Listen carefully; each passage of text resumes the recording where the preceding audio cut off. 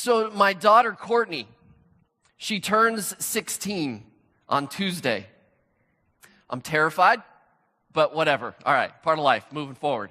So last night we did a little birthday party for her, just our family, gave her some gifts, and she took this gift, a box, and it was all wrapped nice, and she tore the paper off, right, like everybody else would do. And it was actually a box of, like, you know, those hot plates that you can cook on. We had one.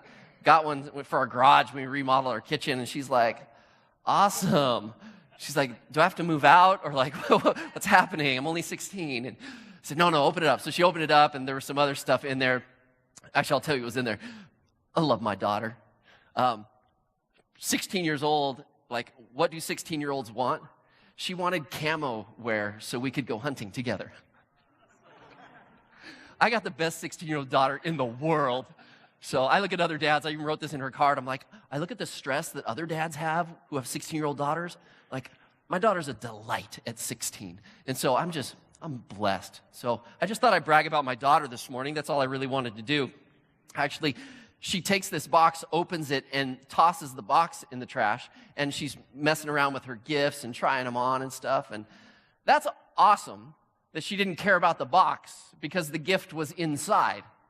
But the funny thing is, and the tragic thing is, we treat life like that. We treat ourselves like that. We even have sayings for it. It's the inside that really counts, right? Well, that's kind of true if all you're doing is saying, hey, don't judge a book by its cover. Like, hey, get to know what's on the inside of that person, then you can be totally judgmental of them, right? That's really what we mean by that. But the scriptures reveal something totally different about our human nature. It's not like we are a gift, and this is just the box the gift comes in, and our soul or our spirit inside is the thing that deeply matters. In fact, listen to this. The scriptures teach something that's the exact opposite of that. Here's what it says, and we started week 1 with this. Do you not know that your bodies are the temples of the Holy Spirit who is in you, whom you've received from God? And some people read that and go, oh, see, look, it's the Holy Spirit and your soul inside you that really matters. Your body's just expendable. It's going to die eventually anyways. But it doesn't say that. It goes on to say this. You are not your own. You were bought at a price. Therefore, honor God with your bodies.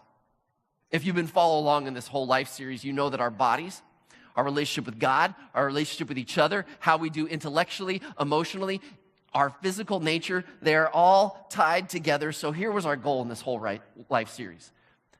We just wanted to value this thing that God's given us because it needs to last for a while, yeah? It needs to last us not just a couple years, but are we going to thrive in life or just barely survive and get by? And so I know some of you, we've asked you to move it, fuel it, and read the scriptures about our bodies and how God sees them. And you've been totally engaged in this. I'm grateful that you've engaged in this, okay?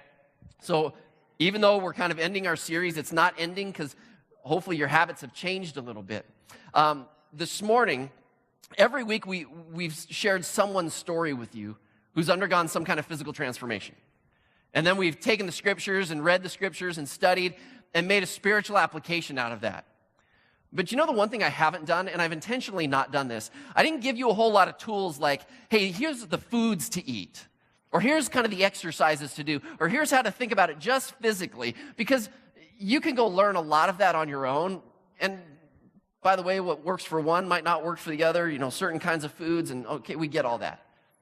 But what I really wanted to do too, though, is I wanted to spend one Sunday and give you some tools that will help you physically Monday morning.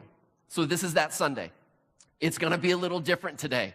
But say this with me. Ready? Pastor, I trust you. Okay, you said it out loud now, all right? So stick with me today.